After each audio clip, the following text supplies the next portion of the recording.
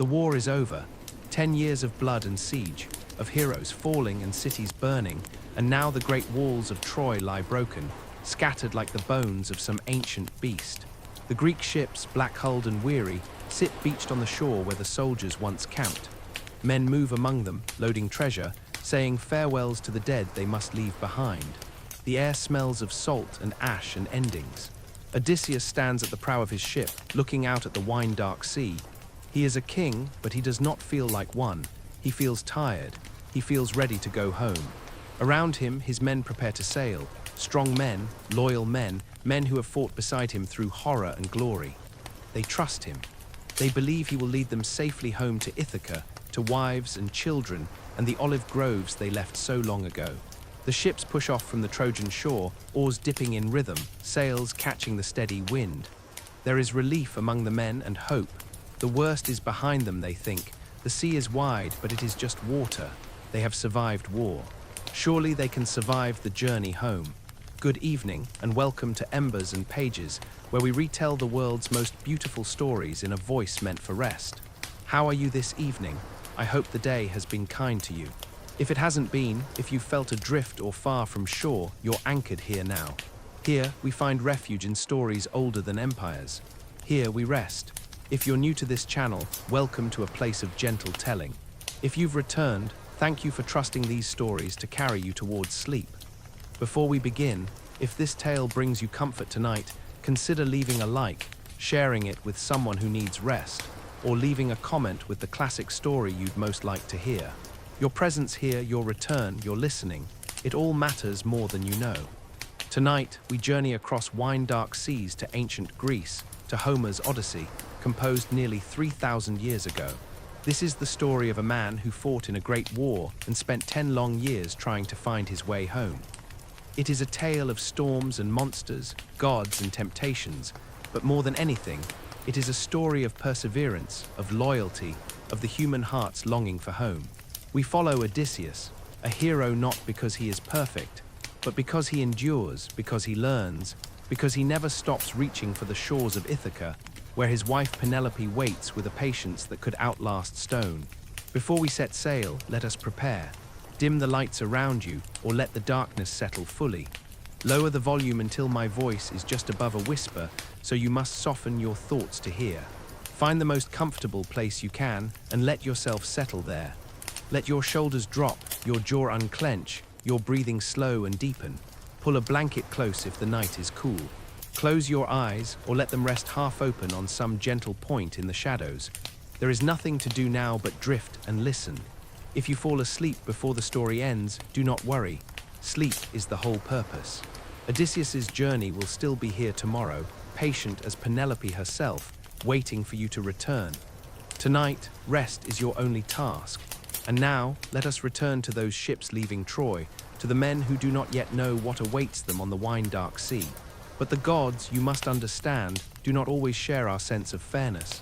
And Odysseus, clever Odysseus, has made enemies in high places, enemies with long memories and longer reach. The first stop comes quickly. The wind carries them to the land of the Cicons, a people who had sided with Troy. Odysseus knows this. He knows they are not friends, but his men are hungry for more than bread. They are hungry for victory that feels clean, uncomplicated. So they raid the city of Ismarus, taking what they want: food, wine, treasure. Odysseus urges them to leave quickly, to take what they need and sail before reinforcements arrive. But the men do not listen. They have been denied too long. They feast on the beach, drinking the sweet wine, roasting sheep and cattle, celebrating as though the war has just been won. And then the Cicons return, armed and angry, with allies from inland. They come in numbers and they come for blood. The battle is swift and brutal. Odysseus's men, sluggish with wine and overconfidence, are overwhelmed. 6 men from each ship fall before they can retreat to the water. 6 men per ship. 72 lives lost, not to the great war, not to destiny, but to foolishness and greed. They escape barely, rowing hard into the darkening sea, leaving their dead on the sand. There is no celebration now. The men are silent, shaken. Odysseus does not speak, but something shifts in him. He has learned in an instant what the war did not fully teach him. Pride has a price, and the cost is often paid by those you love. The ships sail on, and for a time the sea is kind. The wind is steady, the stars bright. The men begin to breathe again, to hope again. Ithaca is not far, they tell each other. A few more days, perhaps a week, and they will see its green hills rising from the sea. But then the wind changes. It comes from the north, fierce and cold, and it drives them south, away from home, farther than they have ever been. The sky darkens. The waves rise like mountains. The men row until their hands bleed, but it is not enough. The storm does not care about their courage or their longing. It pushes them where it will. The sea becomes a living thing, angry and vast. Water crashes over the decks, soaking everything, filling the holds. The men bail frantically, their arms burning with exhaustion. The ships groan and creak, timbers straining against forces they were never meant to withstand. Lightning splits the sky in jagged white lines, illuminating faces twisted with fear and determination. Thunder rolls across the water like the voice of some ancient, furious god. For 9 days, the wind howls. For 9 days, they cannot see the sun or stars to navigate. They drift helpless at the mercy of forces far greater than themselves. Some of the men weep, some pray to gods who do not answer. Odysseus holds the tiller and says nothing, his jaw set, his eyes scanning the horizon for any sign of land. His hands are raw, his body aches, but he does not let go. To let go would be to surrender, and he has not come this far to surrender now. On the 10th day, the storm breaks, the sea calms, the sun returns, pale and cold. And ahead, through the mist, they see an island. It is green and gentle, with soft hills and a harbor that seems to welcome them. The men are exhausted, half-mad with hunger and thirst. They beach the ships and stumble onto the sand, grateful just to feel solid ground beneath their feet. Odysseus sends scouts ahead to explore, to find water and food, to see if the island is inhabited. The scouts do not return. Hours pass. The sun begins to set. Odysseus takes more men and goes to find them. What he finds is strange beyond words. His scouts are there, sitting in a meadow full of pale flowers, their eyes distant, their faces slack with a kind of dreamy peace. They do not recognize him. They do not want to leave. In their hands are the flowers, delicate, soft-petaled things that smell faintly sweet. The lotus, the natives call it. Eat it and you forget. Forget the war, forget home, forget everything but the gentle present moment. It is a kind of peace, but it is also a kind of death. The island's inhabitants move among the flowers like ghosts, smiling but empty, their lives an endless present with no past to mourn and no future to strive for. They offer the lotus freely, kindly even, not understanding that what they give is oblivion. Odysseus watches his men sitting there, their weapons forgotten, their purpose dissolved, and he feels a chill that has nothing to do with the wind. Odysseus has to drag his men back to the ships, tie them to the benches to keep them from running back to the meadow. They weep and beg to return, to stay in that soft forgetfulness. But Odysseus knows, forgetting is not the same as healing, and home is not something you can abandon, even for peace. They sail away from the island of the Lotus Eaters, and behind them, the scouts who chose to stay fade into the flowers, into forgetting, into a life without longing or direction. Odysseus does not look back. He has learned another lesson. Comfort, too, can be a trap. Sometimes the hardest thing is to keep moving forward, even when rest is offered. The sea stretches before them, endless and unknown. The men row in silence, their hands steady on the oars. They do not know what lies ahead, but they have begun to understand something their king already knows. The journey home will cost them more than time. It will cost them who they thought they were. And they will have to pay that price, again and again, before they see Ithaca's shores. They sail for days without sight of land, the sea stretching endlessly in all directions. The men grow quieter with each passing hour. They have seen too much strangeness already. They begin to wonder if the world they knew, the world of home and harvest, of children and hearthfires, still exists, or if they have sailed off the edge of it into some realm where the old rules no longer hold. Then one morning, land appears.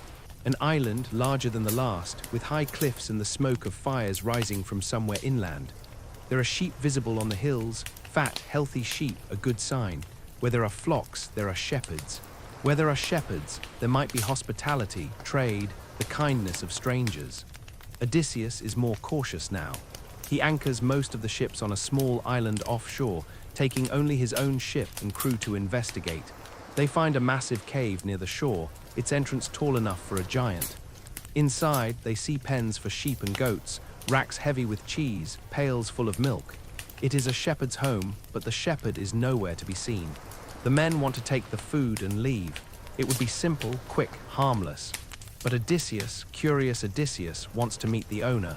He wants to see what kind of man lives here.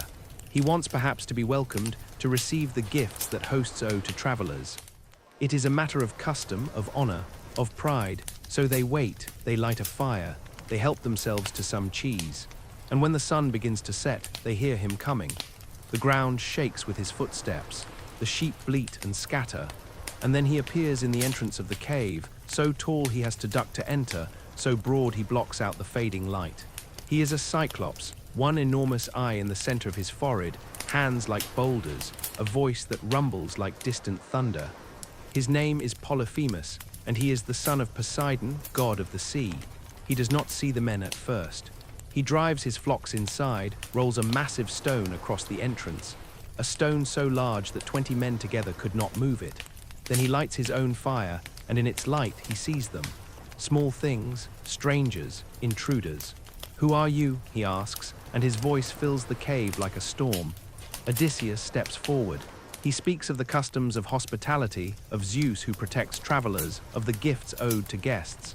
He is eloquent, persuasive. But Polyphemus does not care for customs or gods. He is hungry, and these small creatures are meat. He reaches out, grabs 2 of the men, and dashes them against the stone floor. The sound is terrible.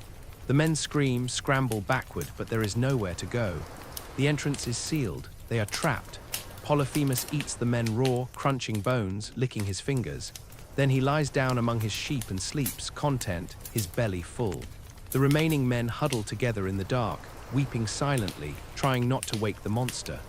Odysseus's mind races. He could kill the Cyclops in his sleep, drive a sword into that single eye, but then they would be trapped forever behind the stone. Only Polyphemus is strong enough to move it. They need him alive, at least until they can escape. So Odysseus begins to plan. In the morning, Polyphemus wakes, eats 2 more men for breakfast, and drives his flocks out to pasture, sealing the survivors inside once more. Odysseus and his men search the cave desperately. They find a massive wooden club, thick as a ship's mast. Odysseus has it cut and sharpened into a stake, hardened in the fire. When Polyphemus returns that evening, Odysseus offers him wine, strong, sweet wine taken from the Sicons. The Cyclops has never tasted anything like it. He drinks bowl after bowl, his mood softening, growing jovial. He asks Odysseus his name. "Nobody," Odysseus says. "My name is Nobody." Polyphemus laughs, a sound like boulders rolling downhill. "Then Nobody," he says, "I will eat you last. That is my gift to you." And he drinks more wine, and more, until finally he collapses in a stupor, snoring like thunder. Now, Odysseus and his men heat the sharpened stake in the fire until it glows. Then together, they drive it into the Cyclops' single eye, leaning on it with all their weight, twisting it as it sinks into the socket. Polyphemus wakes with a scream that shakes the island. He claws at his face, pulls the stake free, blood streaming down his cheeks. He bellows for help. Other Cyclopes come to the entrance of the cave. "What's wrong?" they call. "Who is hurting you?" "Nobody," Polyphemus screams. "Nobody is hurting me." The other Cyclopes, confused, wander away. If nobody is hurting him, what can they do? Polyphemus, blind and enraged, gropes around the cave, trying to catch the men.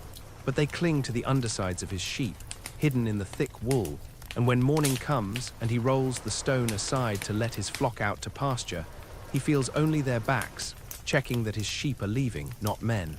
He does not think to check beneath. The men escape, clinging to the sheep until they are far enough away to drop and run for the ship. They drive the stolen flock aboard and row frantically for open water. They are giddy with relief, with triumph. They have outwitted a monster. They have survived. And then Odysseus makes his mistake. Standing at the stern as they row away, he cannot help himself. He shouts back to the island, to the blind giant standing on the shore.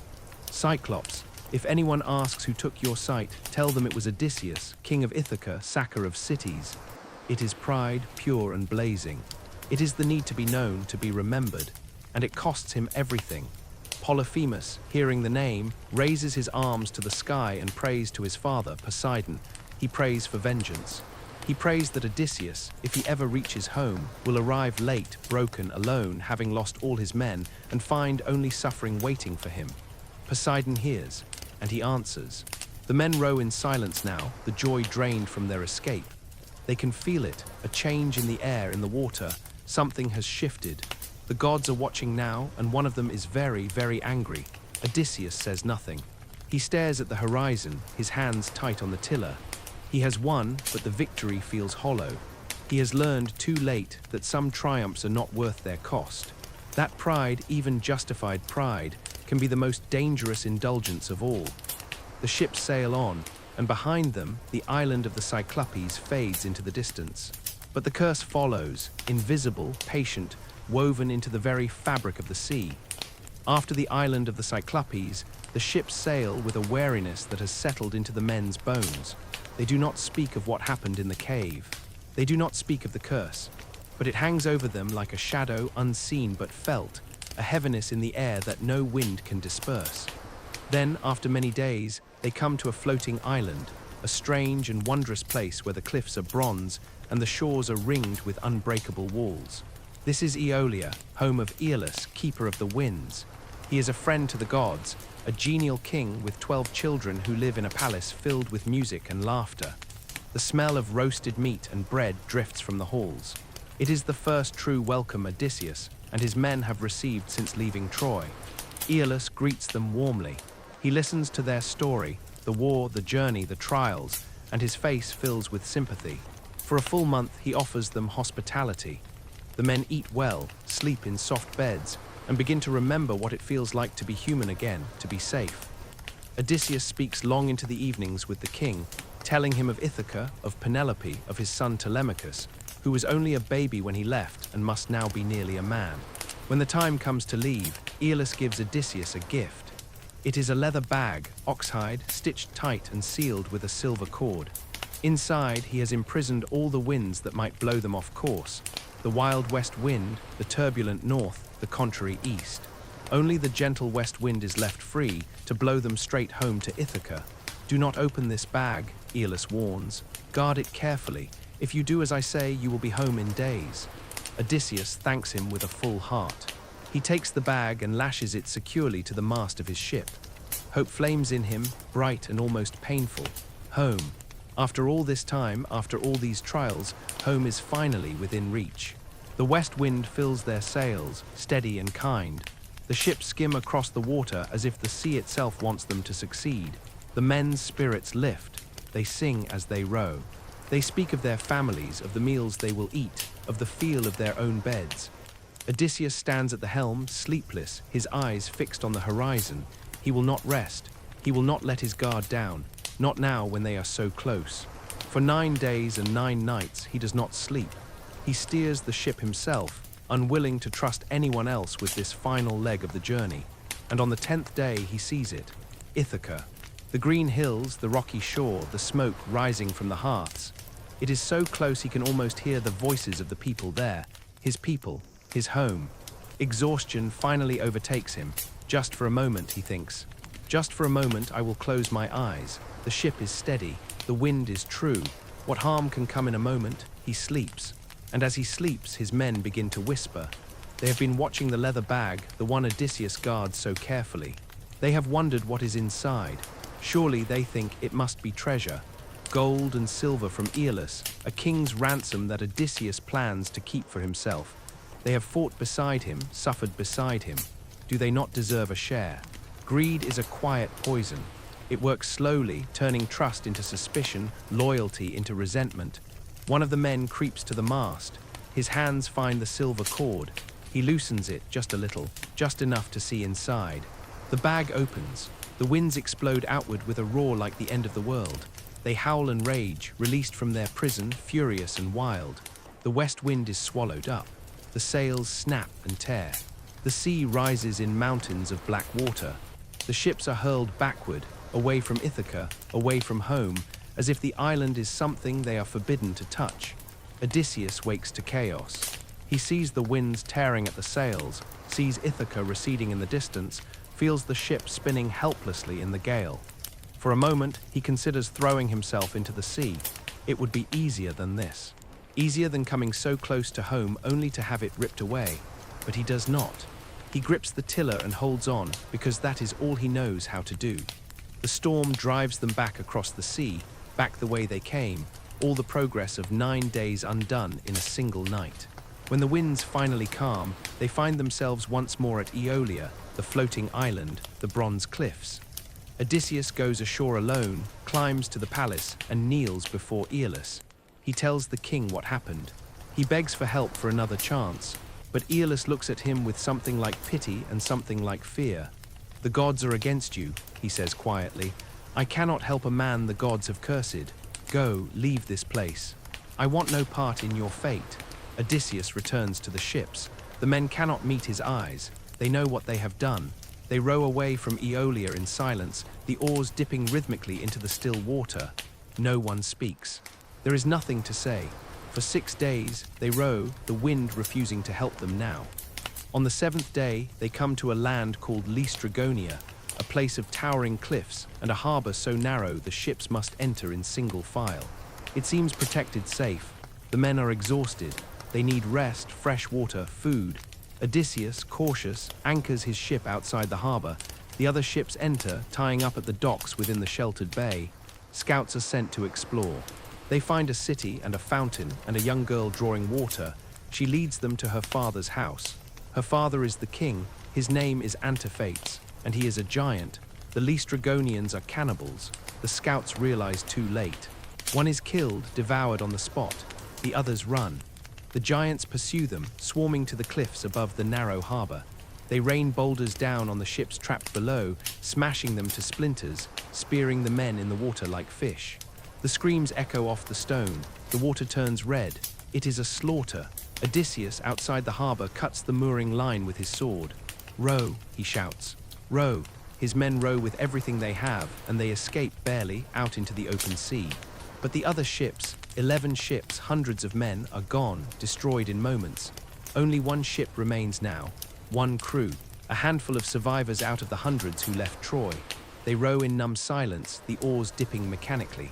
They do not look at each other, they do not look back. Odysseus sits at the stern, his head bowed. So many lost, so many lives entrusted to him, now gone. The curse of Polyphemus is bearing fruit. And he knows with a cold certainty that this is only the beginning. They drift for days, one ship on an empty sea.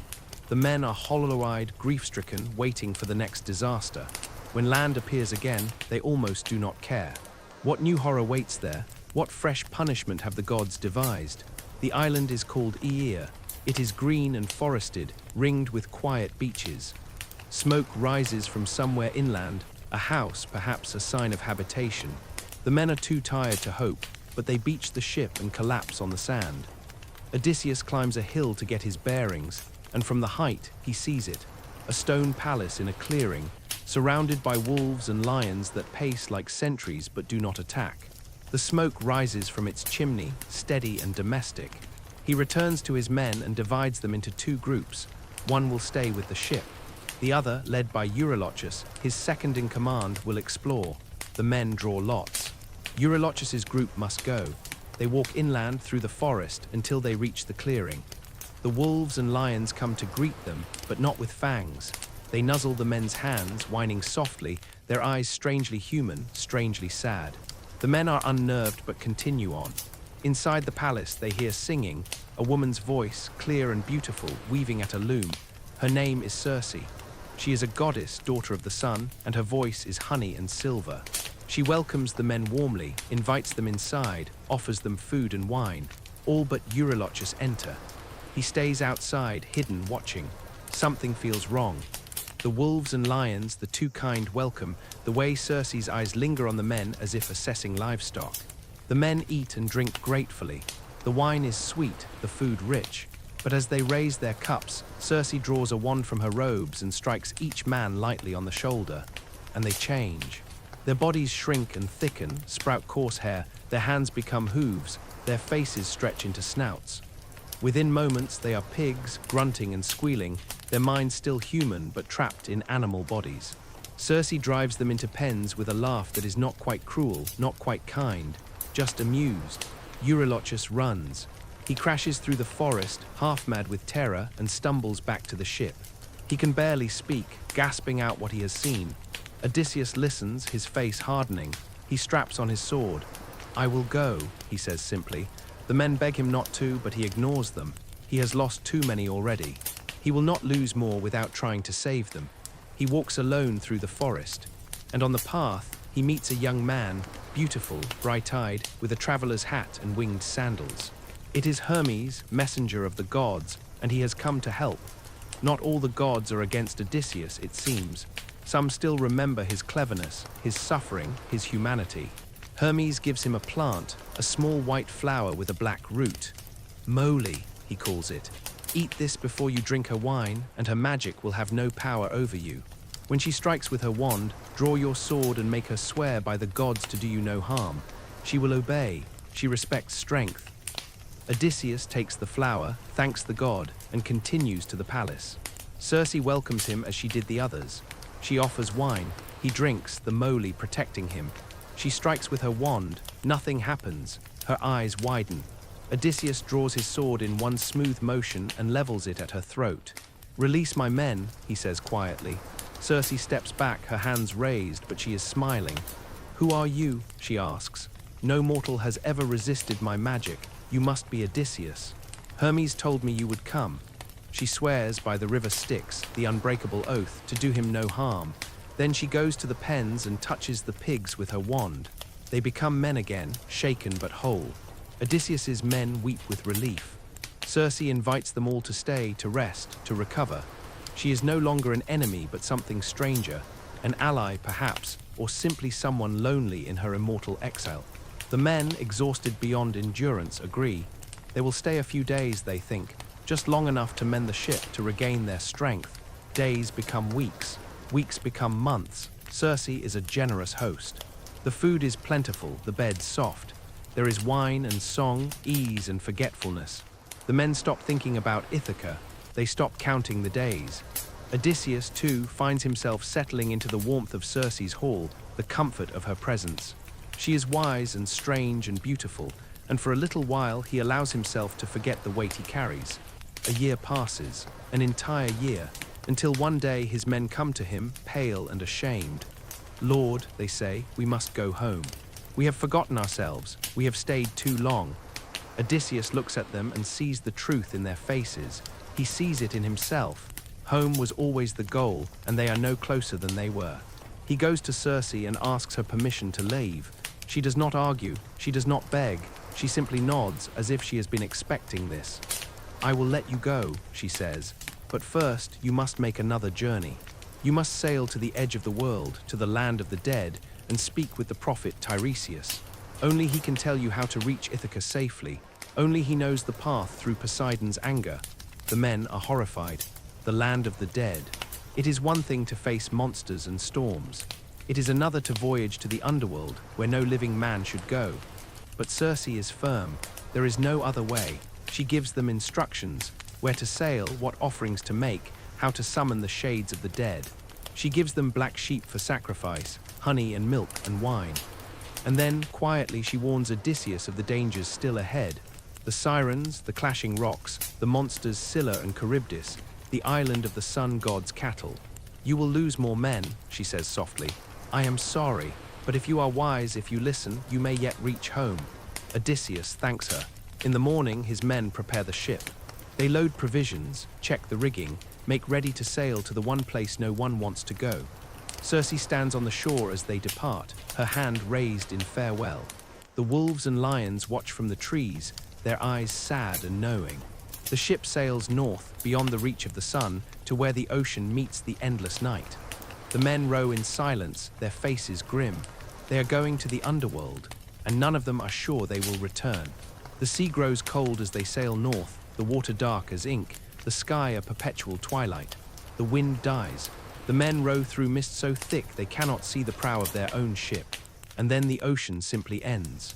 They reach a shore where no sun has ever shone, a beach of black sand and colorless stone. This is the edge of the world, the boundary between life and death. Odysseus steps ashore with a handful of men. They carry the black sheep, the libations, a bronze sword. Following Circe's instructions, they find a place where two rivers meet, Pyriphlegethon, the river of fire, and Cocytus, the river of lamentation. Here Odysseus digs a trench the length of his forearm and pours out offerings, milk and honey, wine and water, a scattering of barley. Then he takes the sheep and cuts their throats, letting the blood pool in the trench. The blood is life, and the dead hunger for it. They come from the shadows, pale and insubstantial, shades, ghosts, the souls of the departed. They drift toward the trench, reaching for the blood, for one brief moment of memory, of warmth, of what it felt like to be alive. Odysseus stands guard with his sword, holding them back, allowing only those he needs to speak with to drink. The first to come is Elpenor, one of his own men. He died just before they left Circe's island, fell from a roof in the night, drunk, his neck broken. In the rush to leave, they did not bury him. Now his shade stands before Odysseus, young and confused and heartbreakingly sad. "Please," he says, "go back to Aea, burn my body, give me a burial. I cannot rest until I am properly mourned." Odysseus promises, grief heavy in his chest. One more good man lost, one more name to carry. Then comes the prophet Tiresias, the one they have journeyed here to find. Even in death, he retains his knowledge, his sight that pierces past and future. He drinks the blood and looks at Odysseus with eyes that see too much. "Odysseus," he says, "your path home is cursed by Poseidon. The Earthshaker will harry you across the seas for the blinding of his son. But you can still reach Ithaca if you are careful. When you come to the island of Thrinacia, you will find the cattle of the sun god Helios grazing there. Do not touch them. No matter how hungry you are, no matter how desperate, do not let your men harm those cattle. If you do, you will lose your ship and all your men. You alone will survive, and you will reach home late, broken on a stranger's ship, to find your house full of men courting your wife and devouring your wealth." Odysseus listens, his heart sinking. More trials, more loss. But at least there is a path, at least there is still a chance. Tiresias fades back into the shadows, and then she comes. Odysseus's mother, Anticlea, he did not know she had died. When he left for Troy, she was alive, healthy, waiting for his return. Now she is here, a shade among shades, reaching for the blood with trembling hands. He lets her drink. She recognizes him, and her face fills with a love so deep it breaks him. "My son," she whispers, "you are alive, you are still alive." She tells him of Ithaca, how his father has retreated to his farm, overcome with grief. How Penelope remains faithful, but besieged by suitors who consume his estate and demand she choose a new husband. How Telemachus has grown into a young man, trying to hold the household together. "How did you die?" Odysseus asks, choking on the words. "Grief," she says simply. "Grief for you. I waited and waited, and when you did not come, my heart gave out. I died calling your name." He tries to embrace her, to hold her one last time, but his arms pass through her like smoke. 3 times he reaches for her. 3 times she slips away, insubstantial as mist. The dead cannot be held. She fades back into the darkness, and others come. Agamemnon, his old commander, murdered by his own wife on the day he returned from Troy. "Beware," Agamemnon warns. "Do not trust too quickly, even those you love. Do not announce your return. Come quietly, secretly, and see the truth before you reveal yourself." Achilles comes, the greatest of all the Greek warriors, who chose glory over long life and died young at Troy. Odysseus tries to comfort him, reminding him of his fame, his immortal name. But Achilles shakes his head. "I would rather be a living slave on earth," he says, "than king of all the lifeless dead. Glory is nothing. Life is everything." Ajax comes, still angry over a quarrel they had at Troy, and will not speak to Odysseus, turning his back even in death. Others pass, heroes, mothers, wives, warriors, all pale, all yearning for the warmth of the blood, the memory of life. Finally, Odysseus sees things he cannot bear. He sees the punishments of the wicked, Tantalus, forever hungry and thirsty, unable to reach the food and water just beyond his grasp. Sisyphus, pushing his boulder up the hill only to have it roll back down for eternity. He sees the judges of the dead, the vastness of the underworld, the endless fields of asphodel where the shades wander without purpose or hope. It is too much. The weight of death, the grief, the futility, he cannot stay longer. He stumbles back to the ship, and his men, seeing his face, ask no questions. They push off from that dark shore, rowing hard, desperate to return to the world of the living. As the mist thins and the sun begins to appear, pale at first, then warmer, Odysseus feels something shift inside him. He has walked among the dead and returned. He has seen what waits at the end, the emptiness of glory, the value of life. His mother died waiting for him. His men are dying because of his choices. And still, impossibly, he has a chance to make it home. He will not waste it. Whatever comes next, monsters or gods or storms, he will endure. Because the alternative, the fields of asphodel, the endless wandering without hope, is too terrible to accept. The ship sails south, back toward the living world. The men are silent, each lost in his own thoughts. They do not speak of what Odysseus saw or what he learned. But something has changed. They are no longer just trying to survive. They are trying to earn the life they still have, to make it mean something before it slips away like smoke through desperate fingers. They return to Aea, to Circe's island, to fulfill Odysseus's promise to Elpenor. They build a pyre on the shore, burn his body, and raise a mound over his ashes with his oar planted on top as a marker. It is a small thing, but it matters. The men stand quietly as the smoke rises, honoring one of their own. Circe comes to them that evening. She knows where they have been. She can see it in their eyes, the shadow of death that clings to them. She sits with Odysseus and tells him once more of the dangers ahead. First, you will come to the island of the Sirens, she says. They sit on the rocks and sing, and their song is more beautiful than anything you can imagine. They sing of everything you desire, everything you have lost, everything you long for, and sailors who hear them go mad with wanting. They steer their ships onto the rocks, and the sirens devour them. If you wish to hear their song and live, you must have your men plug their ears with beeswax and tie you to the mast. No matter how you beg, they must not release you until the sirens are far behind. She pauses, her eyes dark. After the sirens, you will come to a narrow strait. On one side is Scylla, a monster with 6 heads, each mouth filled with rows of teeth. She lives in a cave high on the cliff and strikes down to snatch men from passing ships. On the other side is Charybdis, a whirlpool that swallows the sea 3 times a day and spits it out again. No ship can survive Charybdis. You must sail closer to Scylla. You will lose 6 men, 1 to each head, but you will survive. It is the only way. Odysseus listens, his jaw tight. 6 more men. How many has he lost already? And how many more will he lose before this is over? But Circe is right. There is no other choice. In the morning, they sail. The wind is fair, the sea calm. And then in the distance, they hear it, the song of the sirens. It begins softly, like wind in the trees, like a memory half forgotten. Then it grows clearer, sweeter, more beautiful than any music ever made. It sings of Ithaca, of Penelope, of home. It sings of Troy, of glory, of the fame Odysseus has won. It sings of rest, of peace, of an end to suffering. Odysseus has already prepared. His men's ears are sealed with wax. They cannot hear the song. But he can. He has ordered them to tie him to the mast, to bind him tightly with rope, and they have done so. Now, as the song fills his ears, he begins to struggle. "Release me," he shouts. "Turn the ship. We must go to them." His voice is desperate, wild. The men ignore him, rowing steadily, their eyes fixed ahead. He fights against the ropes, begging, screaming, promising them anything if they will just untie him, just let him go to that beautiful voice. But they row on, and slowly, slowly, the song fades behind them. When it is finally gone, when the only sound is the slap of oars and the cry of gulls, they untie him. He collapses, shaking, his wrists raw from the ropes.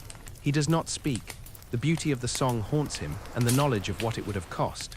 They sail on, and soon they enter the strait. On the left, the sea begins to churn and roar. Charybdis, the whirlpool, a great mouth opening in the water, sucking down fish and seaweed and anything that comes too close. The men stare, horrified, and steer hard to the right, closer to the cliffs. That is when Scylla strikes. She comes so fast they barely see her, 6 long necks snaking down from the cave, 6 heads with teeth like daggers. In an instant, she snatches 6 men, plucking them from the deck as easily as a bird takes fish from the sea. The men scream, reaching back toward the ship, toward their friends, but there is nothing anyone can do. Scylla drags them into her cave, and the screaming stops. The ship rows on, the surviving men pale and shaking. Odysseus stands at the helm, his hands white-knuckled on the tiller. He did not fight. He did not try to save them. Because Circe told him there was no way to fight Scylla, that any attempt would only cost more lives. But the guilt is a knife in his chest. He chose which men would die by choosing to sail close to Scylla. And they died because he made that choice. 6 more names, 6 more ghosts to carry. They emerge from the strait into open water, and the men slump over their oars, exhausted, grief-stricken, relieved just to be alive. The sea opens before them, wide and indifferent. Somewhere ahead is the island of Thrinacia, the island of the sun god's cattle, the island Tiresias warned them about. Odysseus calls his men together. "Listen to me," he says. "We must avoid the next island. The prophet told me that if we land there, we will be destroyed. We must sail past, no matter how tired we are, no matter how much we need rest." But Eurylochus, loyal Eurylochus who has seen too much, who has lost too many friends, shakes his head. "We are human, Lord," he says quietly. "We cannot row forever. We need food, fresh water, sleep. If we do not rest, we will die at sea. Let us land just for one night. We will build a fire, eat a meal, sleep on solid ground. In the morning we will leave. We will not touch the cattle, I swear it." The other men murmur in agreement. They are hollow-eyed, swaying on their feet. Odysseus looks at them and sees how broken they are, how close to the edge. He knows what Tiresias said. He knows the danger. But he also knows that men are not machines, that they have limits, that even loyalty cannot be pushed forever. "Swear it," he says finally. "Swear by the gods that you will not touch the sun god's cattle, no matter what happens." They swear. Every man places his hand over his heart and vows not to harm the sacred herd. And Odysseus, against his better judgment, steers the ship toward the island of Thrinacia, where doom waits patiently in the form of beautiful, untouchable cattle grazing in golden fields. The island of Thrinacia is beautiful. White sand beaches, clear water, green hills rolling gently toward the interior. And grazing on those hills are the cattle of Helios, the sun god, perfect animals, sleek and fat, their hides gleaming in the light. There are exactly 350 of them, and they never die, never breed, never change. They are immortal, sacred, untouchable. The men beach the ship and set up camp on the shore.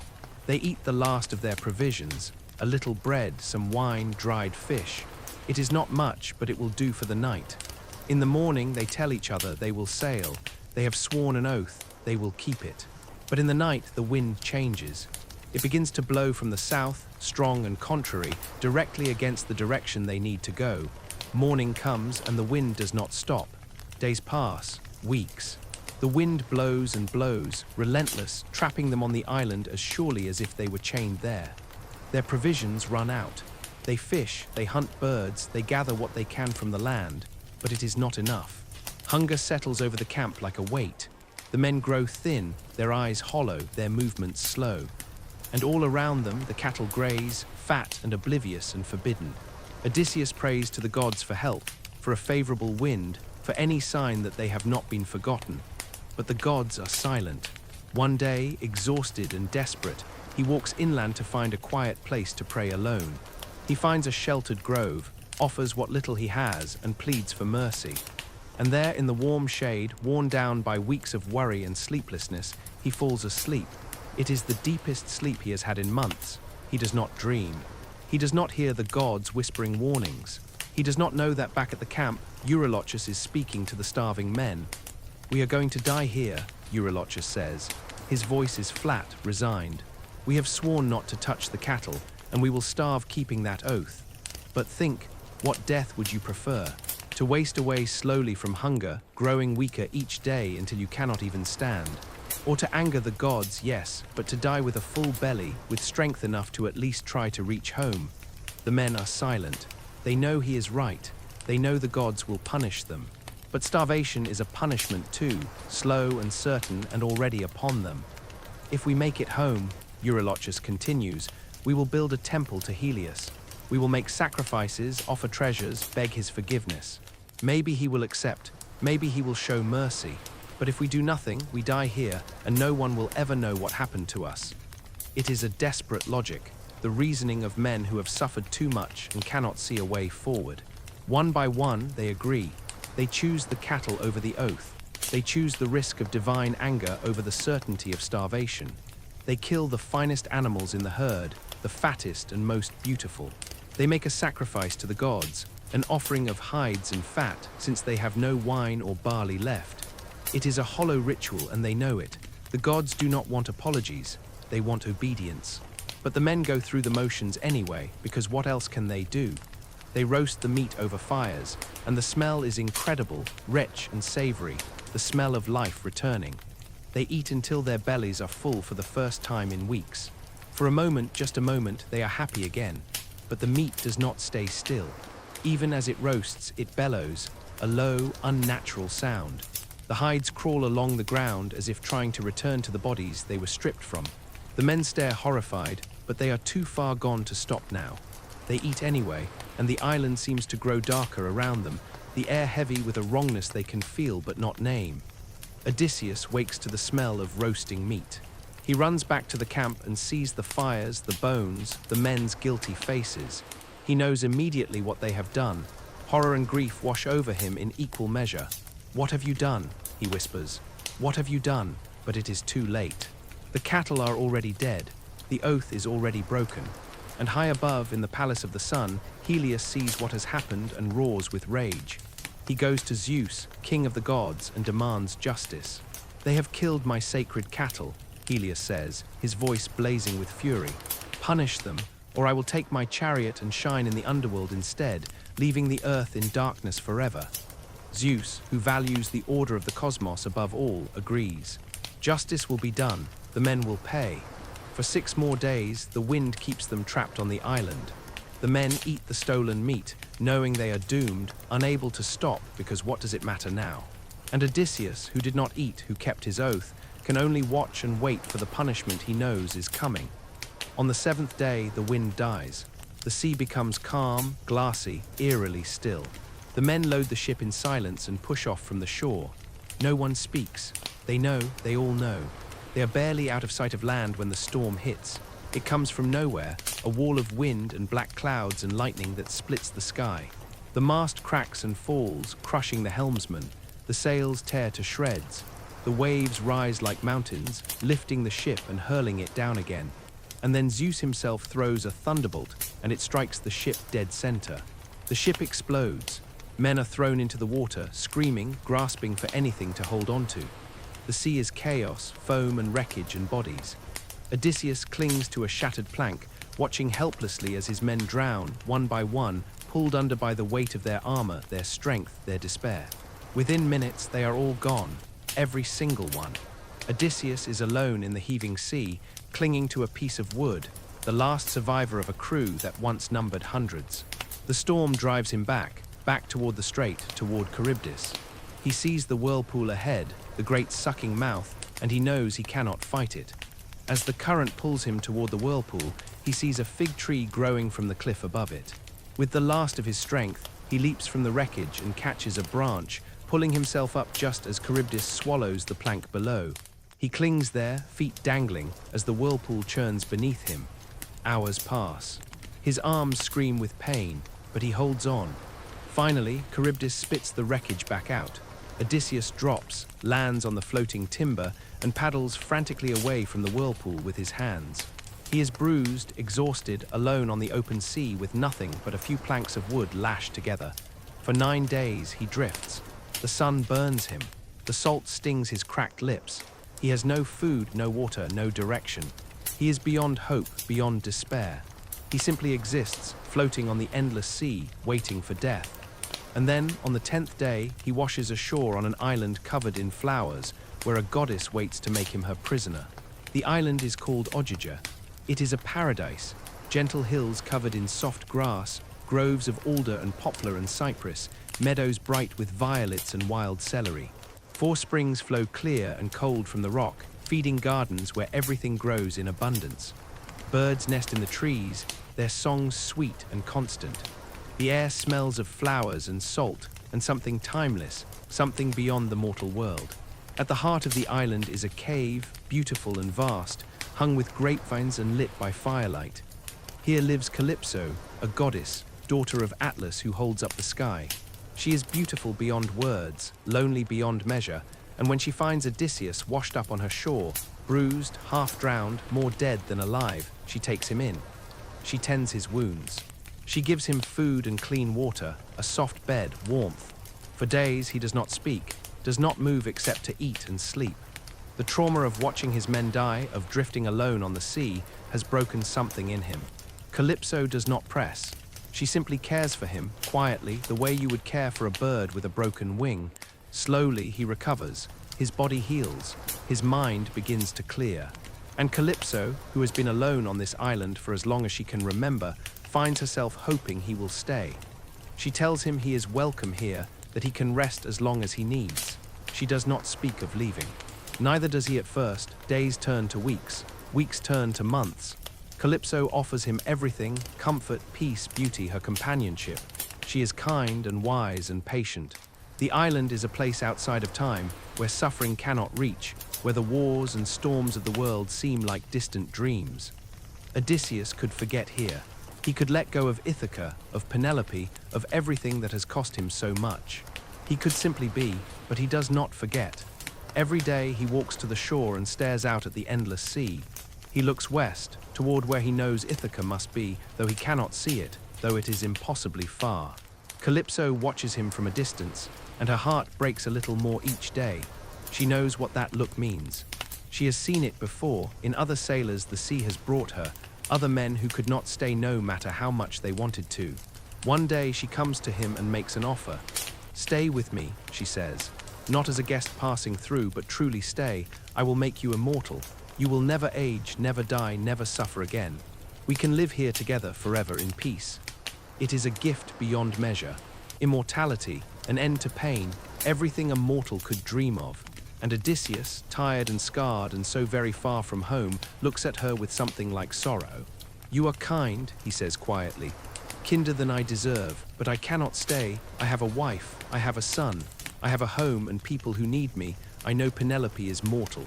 I know she is aging while I am gone, that she will grow old and die. That immortality would be the wiser choice. But wisdom is not the same as love. I would rather have one day with her, growing old together, than an eternity here without her." Calypso says nothing. What can she say? She is a goddess, beautiful and powerful and eternal, and still she is not enough. She cannot heal the wound that Ithaca has left in him. She cannot replace what he has lost. A year passes, 2 years, 5, 7. Odysseus remains on the island because he has no ship, no way to leave. He is a prisoner, not of chains, but of geography and Calypso's loneliness. She does not force him to stay, she simply does not let him go. And so he endures, counting the years, growing quieter, the light in him dimming a little more each day. On Olympus, the gods watch and debate. Poseidon, god of the sea, is still angry, still determined that Odysseus should never reach home. But Athene, goddess of wisdom, who has always favored Odysseus, pleads his case before Zeus. "He has suffered enough," she says. "He is one man, mortal and flawed, and he has paid 100 times over for his mistakes. Let him go home." Zeus, who values balance, who grows weary of Poseidon's endless grudge, agrees. He sends Hermes, the messenger god, to Odysseus with a command. Calypso must release Odysseus. It is not a request. It is an order from the king of gods. Hermes arrives in a shimmer of light, his wings, sandals barely touching the ground. He finds Calypso in her cave, weaving at her loom, singing softly to herself. He delivers Zeus's message with the briskness of someone who has done this 1,000 times and knows it will not be received well. Calypso listens, her hands stilling on the threads. When Hermes finishes, she is silent for a long moment. Then she speaks and her voice is bitter, resigned, shot through with grief. "This is always how it is," she says. "When a goddess takes a mortal lover, you gods grow jealous and cruel. You took Orion from Eos. You struck down Aeson when he loved Demeter. And now you take Odysseus from me, though I saved him, though I cared for him when no one else would. But I will obey. I have no choice. I will help him build a raft and send him on his way." Hermes leaves. Calypso walks to the shore, where Odysseus sits as he always does, staring out at the sea. She sits beside him, and for a long time neither of them speaks. "Zeus has commanded that I let you go," she says finally. I will give you tools, wood, provisions. You can build a raft. In a few days, you can leave. Odysseus turns to her, hardly daring to believe. Truly, truly, she smiles, but it does not reach her eyes. I will not keep you against your will any longer, but know this, the sea is still angry. Poseidon is still hunting you. You may not survive the journey. If you stay, I can still offer you immortality, safety, peace. Odysseus takes her hand gently. Thank you, he says, for everything, but I have to try. Even if I die trying, I have to go home. For 4 days he works. Calypso brings him timber, bronze tools, cloth for a sail. He builds a raft, sturdy, well-made, provisioned with food and water and warm clothing. On the 5th day, the wind is fair. Calypso comes to see him off. She gives him a final gift, a favorable breeze, gentle and steady, and watches as he pushes the raft out into the waves. He does not look back. He cannot. If he looks back, he might falter. And he has spent 7 years looking back already. Calypso stands on the shore long after he has disappeared beyond the horizon. The island is quiet again, empty again, just as it was before he came. She returns to her cave, to her loom, to her songs, and she weaves and sings as she always has, alone in her paradise, waiting for the next shipwrecked sailor the sea might bring her. But she does not forget Odysseus. Gods do not forget. They carry their grief forever, patient as stone, enduring as the tides. For 17 days, Odysseus sails his raft across the open sea. The wind is steady, the stars bright at night, guiding him west. He begins to hope. After so many years, after so much suffering, perhaps his luck has finally turned. Perhaps the gods have decided he has paid enough, but Poseidon sees him. The god of the sea has been away, visiting distant lands, and now, returning, he spots the tiny raft on his vast ocean. Rage fills him anew. This man, this mortal, is still alive, still defying him, still heading for home. Poseidon will not allow it.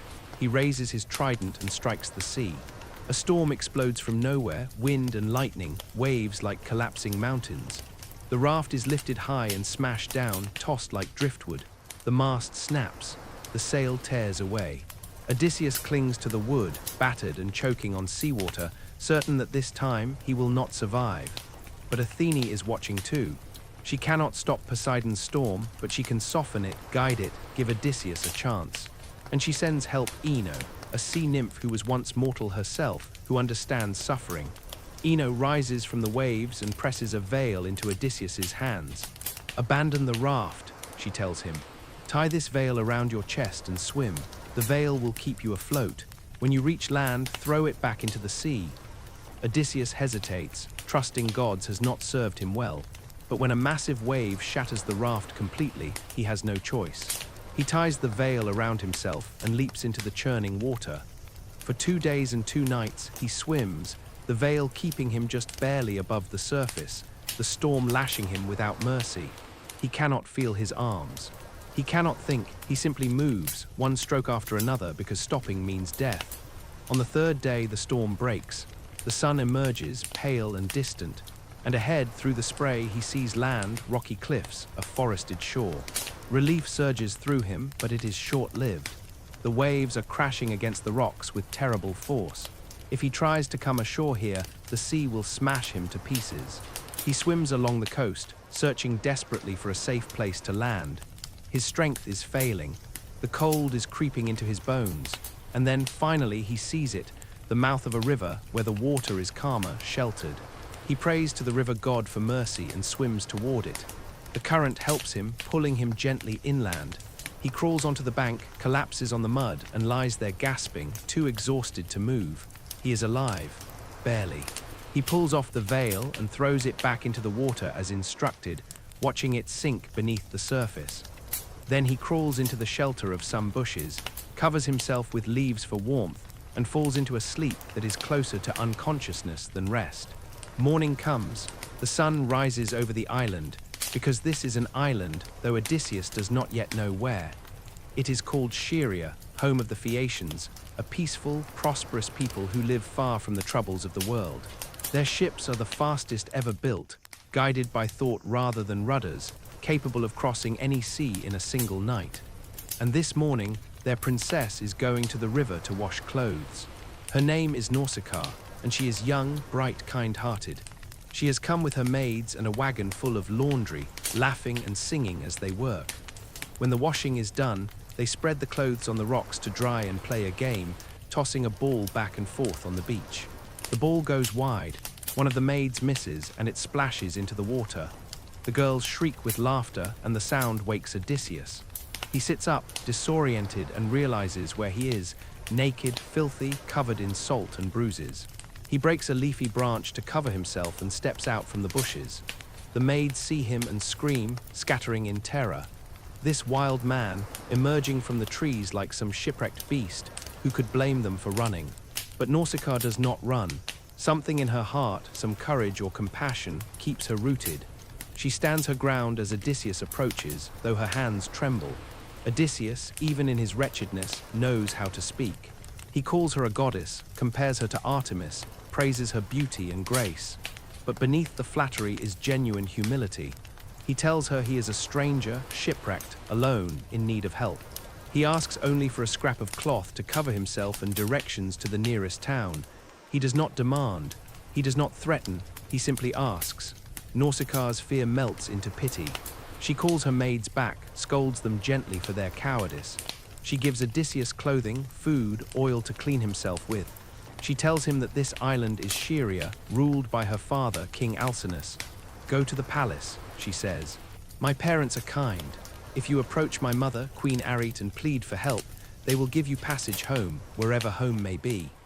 She is wise enough not to walk into the city with a strange man at her side. People will talk, and she does not want rumors to harm her reputation. So she sends him ahead and tells him to wait in a grove outside the city gates. She will follow later with her maids. Odysseus does as she instructs. He washes in the river, dresses in the clean clothes, and feels almost human again. Athene, still watching over him, makes him appear taller, stronger, more dignified, kingly even despite his ragged state. He walks to the city, and Athene cloaks him in a mist so that no one questions his presence. The city is beautiful, white stone buildings, gardens, harbors filled with sleek ships. Everything speaks of peace and prosperity, of a people who have never known the horrors Odysseus has endured. He finds the palace, grander than any he has seen, with bronze walls and golden gates. Inside, the great hall is filled with nobles feasting. At the center, on thrones of carved wood, sit Alcinous and Arete. Odysseus walks through the mist, unseen, until he reaches the queen. Then he drops to his knees and clasps her hand, and the mist falls away. The hall goes silent. Every eye turns to this stranger, kneeling before their queen, his eyes bright with desperation and hope. Great Queen Arete, he says, his voice steady despite the emotion beneath it, I beg your mercy. I am a stranger, shipwrecked and lost. I have suffered long and far. All I ask is passage to my homeland. Help me and the gods will bless you for your kindness. The nobles murmur, uncertain, but Arete looks at him and sees something. Suffering, yes, but also dignity, endurance, a man who has been broken but not destroyed. She glances at her husband. Alcinous rises. Friend, he says, no one who comes to our hearth in need is turned away. You will have food, rest, and in the morning, a ship to take you home. But tonight you are our guest. They give Odysseus a place at the table, food and wine, a seat near the fire. They do not press him for his story, not yet. They simply welcome him. And for the first time in what feels like forever, Odysseus sits among people who see him not as a tool or a threat or a trophy, but simply as a human being in need of kindness. That night he sleeps in a real bed under a roof safe. And something in him, something wound tight for 10 long years, begins, just barely, to unclench. The next day, the Phaeacians hold a feast in Odysseus's honor. There are games, competitions of strength and skill, and music. A blind bard named Demodocus sings of the Trojan War, of the heroes who fought there, of the wooden horse that brought the city down. Odysseus listens, and tears run down his face, though he tries to hide them. These are his stories, his pain, his lost friends. To hear them turned into song, into entertainment, is both an honor and a wound that will not close. Alcinous notices his guest's distress and quietly asks the bard to sing something else. But later, when the hall has settled and the wine has softened the edges of the evening, the king turns to Odysseus. Friend, he says gently, you weep when you hear of Troy. Were you there? Did you lose someone in that war? You have been kind to us and we to you, but we do not even know your name. Tell us, if you will, who are you? And how did you come to our shores?" And so Odysseus tells them. He tells them everything. He speaks late into the night, his voice steady and quiet, recounting the 10 years of wandering, the Cicons, the Lotus Eaters, the Cyclops, Aeolus's winds, the Laestrygonians, Circe, the underworld, the Sirens, Scylla and Charybdis, the sun god's cattle, the shipwreck, Calypso's island. He tells them his name. He tells them of Ithaca, of Penelope, of everything he has lost and everything he is trying to return to. The hall is silent when he finishes. The Phaeacians stare at him, awed and heartbroken. This is not just a stranger. This is Odysseus, hero of Troy, and he has suffered more than any of them could have imagined. Alcinous rises and embraces him. "You have endured enough," he says. "Tomorrow we will take you home," and he keeps his word. The next morning the Phaeacians prepare their fastest ship. They load it with gifts, gold, bronze, fine cloth, more treasure than Odysseus could have dreamed of. They give him food, warm blankets, a place to rest on the deck. And then, with a strong crew and favorable winds, they set sail for Ithaca. The ship is like nothing Odysseus has ever sailed on. It is swift and sure, cutting through the water as if the sea itself is parting to let them pass. Odysseus, exhausted and finally allowed to rest, falls into the deepest sleep he has had in years. He does not wake as the ship speeds across the sea. He does not see the stars overhead or the dolphins racing alongside. He simply sleeps, cradled by the rocking of the waves, safe for the first time in a decade. When he wakes, it is morning, and he is lying on a beach. The Phaeacians have already gone, their ship vanished over the horizon, leaving his gifts piled neatly beside him. He sits up, disoriented, and looks around. The beach is rocky, the hills covered in olive trees. It looks familiar, but he has been gone so long. Can it really be? He does not recognize Ithaca. After 20 years, the island has changed, or perhaps he has changed, or perhaps Athene has disguised it to test him. He wanders the shore, confused, almost despairing, wondering if the gods have played another trick on him. Then Athene appears, disguised at first as a young shepherd. She tells him where he is, confirms what he barely dares to believe.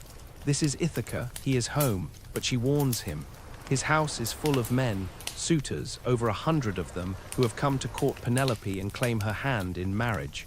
They believe Odysseus is dead.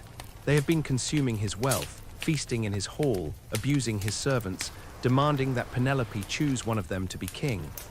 His son, Telemachus, is trying to hold them off, but he is outnumbered and in danger. "You cannot simply walk into your hall and announce yourself," Athene says. "They will kill you before you can act. You must go in disguise as a beggar. Learn who is loyal and who is not. Then when the time is right, you will reclaim what is yours." She touches him, and he changes. His skin wrinkles, his hair grays, his back stoops. He becomes an old beggar in rags, unrecognizable even to himself. His treasure she hides in a cave for safekeeping.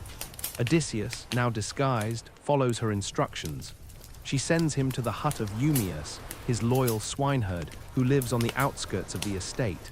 Eumaeus is an old man now, weathered and kind, who has tended Odysseus's pigs for decades. He does not recognize his master in the beggar who appears at his door, but he welcomes him anyway, because that is the kind of man he is. They sit by the fire, and Eumaeus speaks of his master. Odysseus, lost these 20 years, surely dead, though he prays otherwise.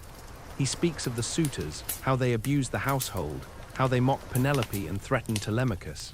He speaks with a loyalty so pure it brings tears to Odysseus's eyes. "Do you think he will return?" Odysseus asks quietly, testing him. Eumaeus shakes his head. "I want to believe it," he says, "but it has been too long. The sea has taken him, I think, but I will serve his house until I die because he was a good king, and good kings deserve loyalty, even in death."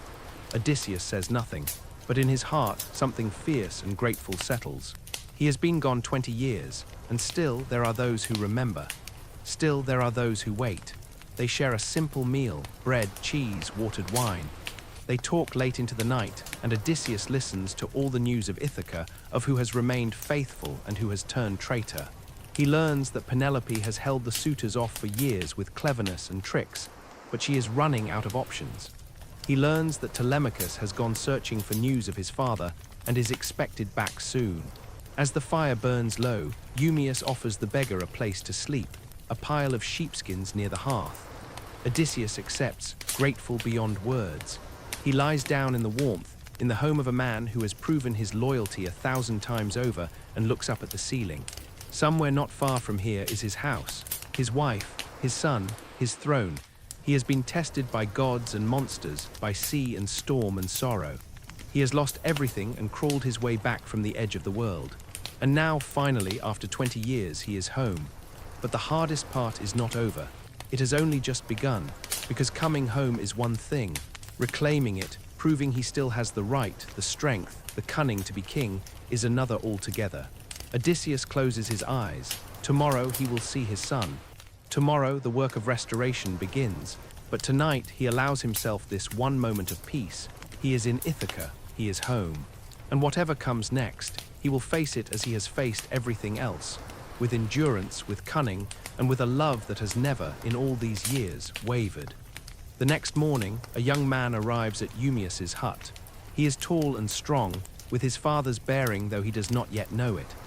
This is Telemachus, returned from his journey searching for news of Odysseus. He has been to Pylos, to Sparta, spoken with old warriors who fought beside his father at Troy. They told him Odysseus was alive when they last saw him, but that was years ago. No one knows what happened after. Telemachus greets Eumaeus warmly. They have known each other all the young man's life, and notices the beggar sitting by the fire.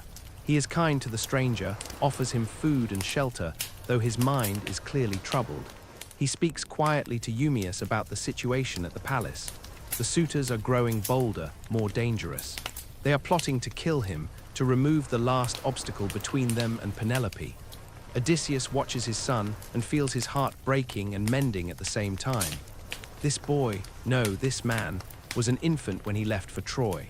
Now he is grown, brave, trying to protect his mother and his home against impossible odds. He looks so much like Odysseus did at that age, and he is so utterly alone. Eumaeus excuses himself, heading to the palace to tell Penelope that her son has returned safely. The moment he is gone, Athene appears to Odysseus and lifts the disguise.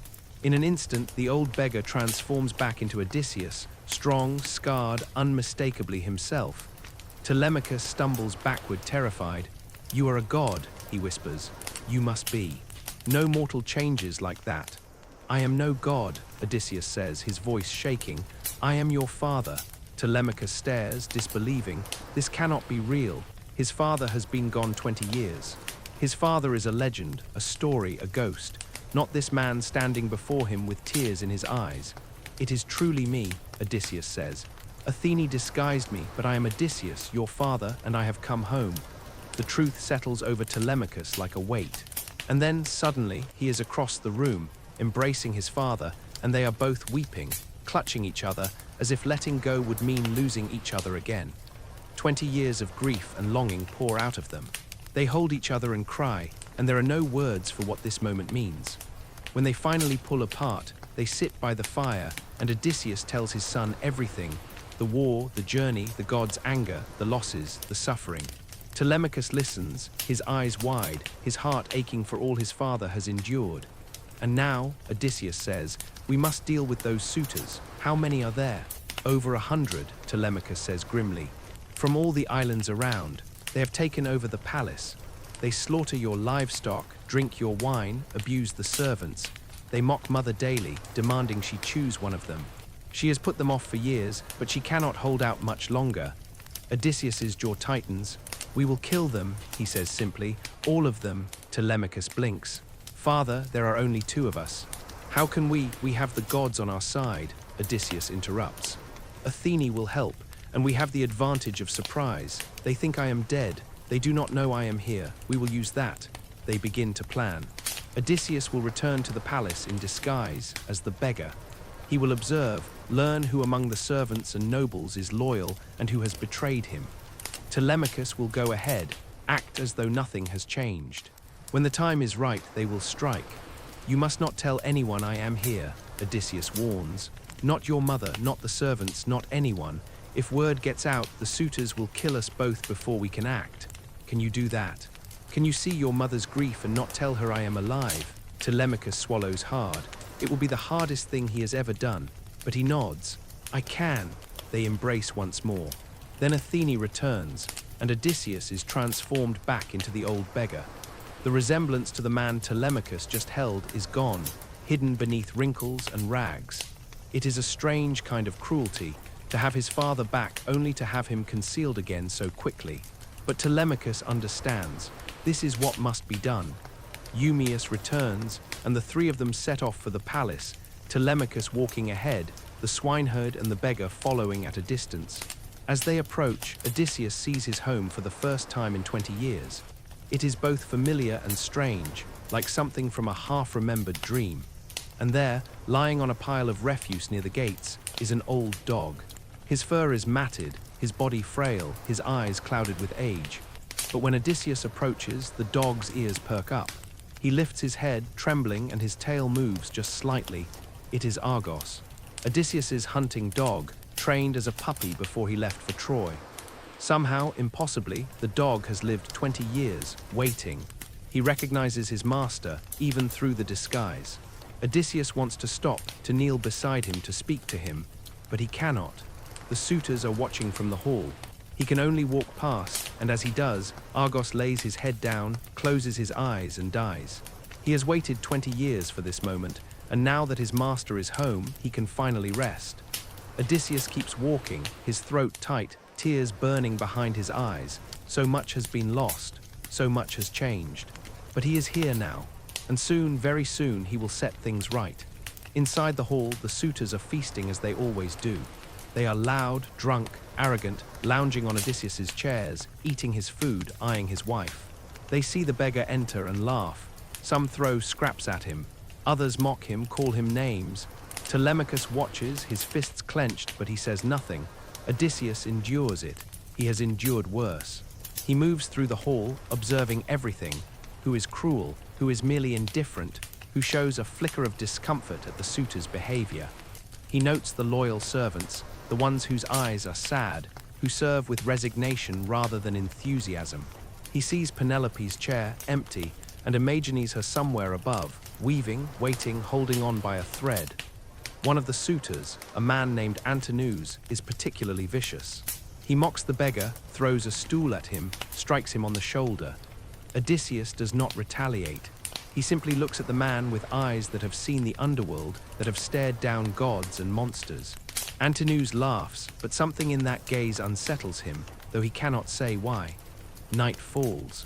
The suitors eventually leave, stumbling back to their own homes or guest quarters, too drunk to notice the old beggar settling into a corner of the hall.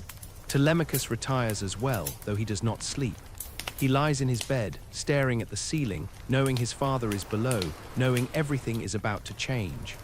And Odysseus, wrapped in a thin blanket on the cold floor of his own hall, stares into the darkness and plans. Tomorrow he will speak to Penelope. Tomorrow the endgame begins. But tonight he allows himself a moment of quiet fury. They have defiled his home. They have tormented his wife and son. They have forgotten that kings do not stay gone forever, and that when they return, there is always a reckoning. The next day, the suitors return to the hall, and the mockery continues. They see the beggar still there and are amused by his persistence. One of them, slightly less cruel than the others, tosses him some bread. Another kicks his foot as he passes. Odysseus bears it all in silence, his eyes lowered, his mind cataloguing every insult, every face. But then she appears. Penelope, queen of Ithaca, descends from her chambers to address the suitors. Odysseus sees her for the first time in 20 years, and his breath catches. She is older, there is silver in her hair, lines around her eyes, but she is still beautiful, still regal, still unmistakably his Penelope. And she is tired, so deeply tired. The weight of 2 decades of waiting, of fending off these men, of holding together a household and a kingdom alone, has worn her down to the bone. She speaks to the suitors with cold politeness, telling them she will announce a contest soon, a test to determine which of them she will marry. She does not look happy about it. She looks like someone who has run out of options and is simply trying to survive. The suitors cheer. Finally, they think. Finally, she will choose. Penelope's eyes sweep over the hall, and for just a moment, they land on the beggar in the corner. There is something in his gaze, something that makes her pause. But then one of the suitors calls to her, demanding her attention, and the moment passes. She withdraws to her chambers, and Odysseus is left aching with the nearness of her, with the impossibility of reaching out. That evening, Penelope sends word that she wishes to speak with the beggar. She often interviews strangers, hoping for news of Odysseus. The household staff brings him to her chamber, and he enters, his heart pounding. She sits at her loom, weaving. She is always weaving. She looks at him kindly, her exhaustion evident, but her eyes are sharp. "Welcome, stranger," she says. "I am told you have traveled far. I wonder if in your journeys you have heard anything of my husband, Odysseus. He has been gone 20 years, most believe him dead, but I still hope." Odysseus, through the disguise, looks at her and sees the strength it has taken to hope for so long. He wants to tell her everything, to drop the disguise and hold her. But he cannot, not yet. The suitors would kill them both if they knew, so he lies gently. He tells her that he met Odysseus once, long ago, in Crete. He describes him accurately, his appearance, his mannerisms, and Penelope's eyes fill with tears. "You truly met him," she whispers. "I did," Odysseus says, "and I swear to you he is alive. He has faced great trials, but he is coming home. Soon." Penelope wants to believe him. Oh, how she wants to. But she has heard promises before, and none have come true. Still, there is something about this beggar, some quality in his voice that feels familiar. She invites him to stay in the palace, offers him food and shelter.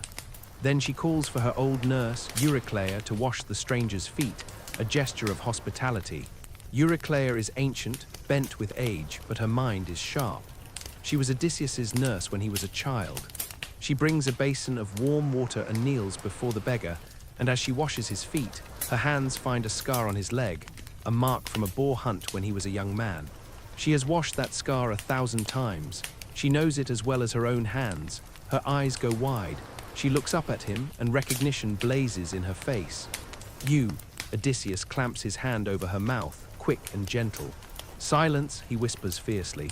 "If you love me, say nothing. No one can know, not yet." Eurycleia nods, tears streaming down her face. She finishes washing his feet in silence, her hands trembling. When she is done, she bows her head to him and leaves, her heart full to bursting. Penelope, absorbed in her weaving, noticed nothing. The days pass. The tension builds. Penelope, as she promised, announces the contest. She brings out Odysseus's great bow, a weapon so powerful that no one but Odysseus has ever been able to string it. The test is simple. String the bow and shoot an arrow through the holes in 12 axe heads lined up in a row. Whoever succeeds will win her hand. The suitors are eager, they are confident. How hard can it be to string a bow? One by one they try, they pull and strain, their faces red with effort, but the bow will not bend. It is as if the wood itself resists them. Some use wax to try to soften it, others heat it by the fire. Nothing works. They curse and sweat and fail, one after another, their pride crumbling. Odysseus, still disguised as the beggar, watches from the corner. Finally, he stands and approaches. "May I try?" he asks. The suitors laugh. "This old man, this beggar, he will humiliate himself. Let him try," they say. "It will be amusing." Penelope, from her seat, watches the beggar approach the bow. Something stirs in her chest, something she cannot name. Odysseus picks up the bow. He runs his hands over it, feeling the familiar weight, the balance. This bow has been his since he was a young man. It knows him, and he knows it. He strings it effortlessly, as easily as a musician tuning a lyre. The suitors fall silent, stunned. Then he takes an arrow, knocks it, draws, and releases. The arrow flies true, passing through all 12 axe heads without touching the sides. The hall erupts in shocked silence. Odysseus turns to Telemachus and nods. His son, understanding, runs to bar the doors. Odysseus drops the disguise. Athene lifts the illusion, and suddenly he is himself again. Odysseus, king of Ithaca, scarred and powerful and blazing with righteous fury. He reaches for another arrow and aims it at Antinous, the cruelest of the suitors. "You thought I would never return," he says, his voice cold and certain. "You were wrong." The arrow takes Antinous through the throat. He falls, choking, wine spilling from his cup. The hall descends into chaos. The suitors scramble for weapons, but Odysseus and Telemachus, aided by loyal servants, cut them down one by one. It is brutal, swift, merciless. These men defiled his home, tormented his wife, threatened his son. There is no mercy for them. When it is over, the hall is silent except for the ragged breathing of the survivors. The suitors are dead, all of them. Odysseus stands among the bodies, the bow still in his hand, and feels no triumph. Only exhaustion, only relief that it is finally over. Above, Penelope hears the commotion and comes down. She sees the carnage, sees the man standing in her hall with her husband's bow, and her mind cannot make sense of it. He looks like Odysseus, but so many years have passed. How can she trust her eyes? Odysseus turns to her. Penelope, he says, just her name, and his voice breaks on it. Penelope stands frozen on the stairs, staring at the man who claims to be her husband. He is older, harder, scarred in ways that go beyond the physical. But there is something in his eyes, something achingly familiar, that makes her heart lurch. Still, she does not run to him. She has waited 20 years. She has learned to be careful with hope. "You say you are Odysseus," she says, her voice steady despite the trembling in her hands. "But how can I know? Many men might claim to be the king returned. How can I be certain?" Odysseus understands. He does not fault her caution. 20 years is a long time, long enough for memory to become myth, for faces to blur. "Test me," he says. "Ask me something only your husband would know." Penelope thinks for a moment. Then she turns to Eurycleia. "Bring the king's bed down from our chamber," she says. "The stranger will sleep there tonight." Odysseus goes rigid. "You moved our bed." His voice is sharp, almost hurt. "How could you move it? I built that bed myself with my own hands, built it around the trunk of an olive tree still rooted in the ground. One post is the living tree. The bed cannot be moved unless someone cut the tree, and if they did..." He stops, staring at her, stricken. Penelope's knees buckle. No one knows about the bed. No one but the two of them and one trusted servant. Not even Telemachus knows that secret. This man, this scarred stranger standing in her hall knows. And if he knows, then he must truly be Odysseus, she breathes, and she runs to him. They collide in the middle of the hall, holding each other as if the world might tear them apart again at any moment. Penelope sobs into his shoulder, and Odysseus buries his face in her hair, breathing her in, feeling the reality of her after so many years of longing. They do not speak. There are no words big enough for this.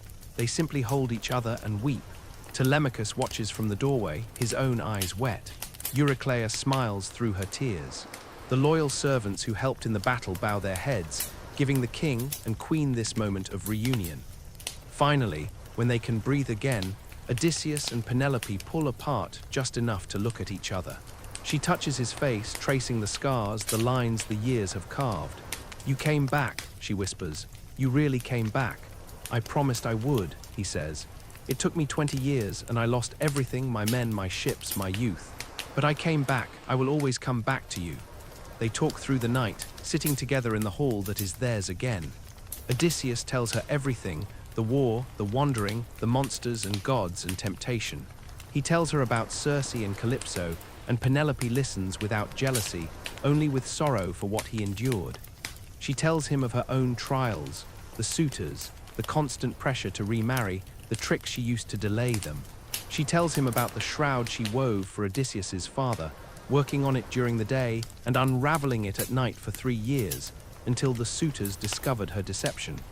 "We have both been tested," Penelope says softly. "We have both survived."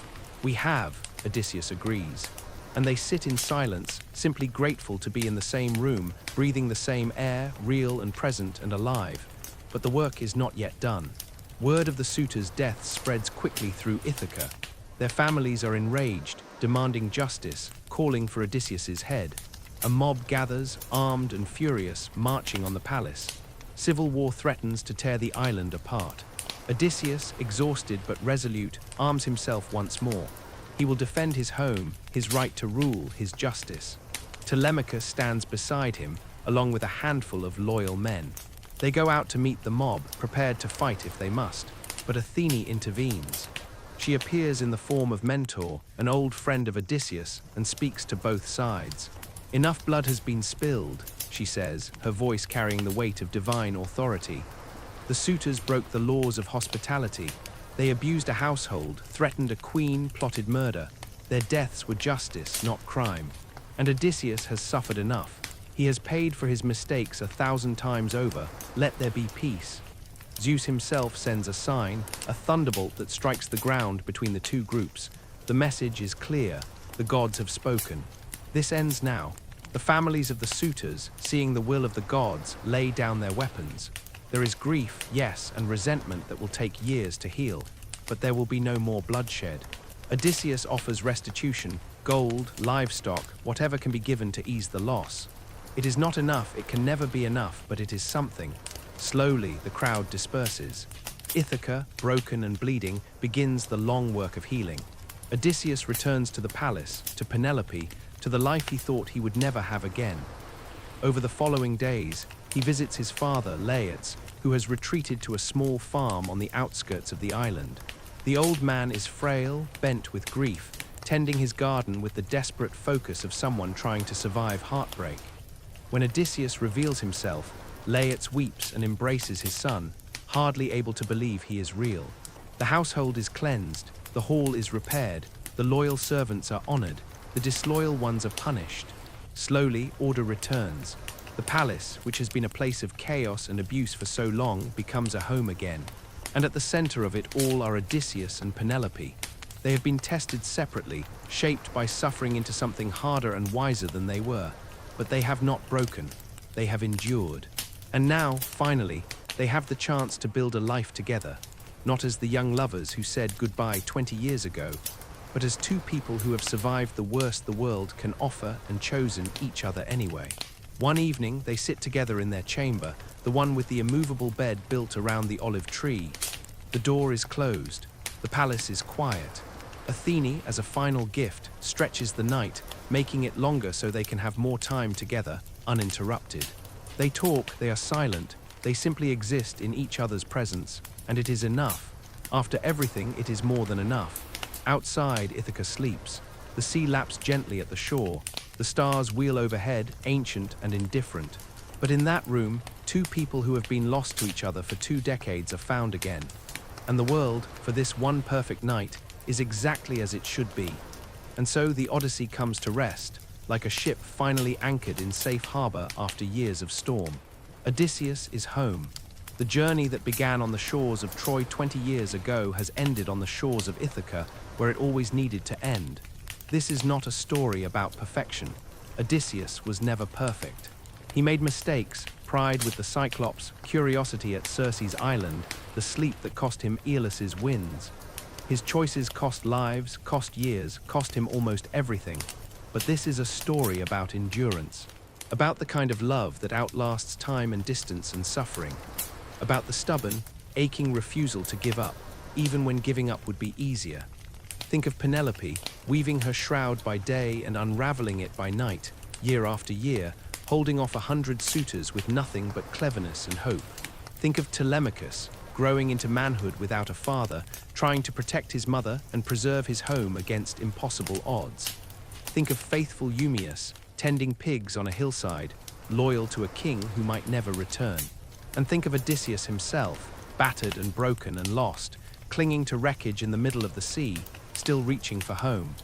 Not because he was a hero in the way we usually think of heroes, strong, fearless, invincible, but because he was human, because he loved, because somewhere across the wine-dark sea, someone was waiting for him, and that was enough to keep him going. The Odyssey is about the journey, yes, the monsters and gods and wonders. But more than that, it is about the destination. It is about what home means when you have been away so long you are not sure you will recognize it. It is about whether a person can change, suffer, be transformed by years of hardship, and still be welcomed back to the place they left. It is about whether love can survive absence, whether memory can sustain hope, whether patience is rewarded or just another way to break your heart. And the answer the story gives is this: yes, love can survive, memory can sustain. Patience, however painful, is not wasted, but the return is not simple. Odysseus does not walk back into his old life unchanged. He comes home harder, wiser, carrying ghosts. Penelope has been tested too, shaped by her own trials. They meet each other not as the people they were, but as the people they have become, and they choose each other anyway. There is something profoundly hopeful in that. We all carry scars. We all wander in our own ways, through storms and trials that change us. We all fear that if we are gone too long, if we struggle too much, we will not be recognizable when we return, to our homes, to our loved ones, to ourselves. The Odyssey tells us that we can be changed and still belong, that the people who truly love us will see us, not as we were, but as we are, and that coming home, even after everything, is still possible. Sleep now knowing that however far you have drifted, however lost you have felt, there is a place where you belong. There is a shore you are moving toward, even in the dark, even when you cannot see it. And the journey, however hard, is bringing you closer. Let Odysseus's perseverance remind you that endurance is its own kind of courage. Let Penelope's patience remind you that waiting is not passivity, that hope is a choice you make every day. Let Telemachus's bravery remind you that we grow into ourselves through adversity, that becoming who we are meant to be is a journey all its own. And let the olive tree bed, rooted in the earth and immovable, remind you that some things are constant. That love, real love, is not about perfection or ease. It is about being built into the foundation of each other's lives, so deeply that you cannot be separated without cutting down something essential. The sea is vast and dark and full of dangers, but it also carries us home. The gods are capricious and powerful and sometimes cruel, but there are also moments of mercy, of intervention, of grace. The journey is long and hard and full of loss, but at the end of it, if we hold on, if we keep reaching, there is rest, there is reunion. There is the sound of the door closing behind us and the warmth of a fire and the presence of those we love. That is what the Odyssey promises. Not that the journey will be easy, but that it will be worth it. And that we do not travel alone, even when we think we do. There are loyal hearts waiting. There are gods watching. There are stars to guide us, and currents to carry us, and stories older than empires to remind us that others have made this journey before us and survived. Tomorrow is another day, with its own trials and small triumphs. But tonight rest, dream of wine-dark seas and olive trees, dream of clever queens and patient hearts, dream of ships coming home after years at sea, of families reunited, of love that endures all things.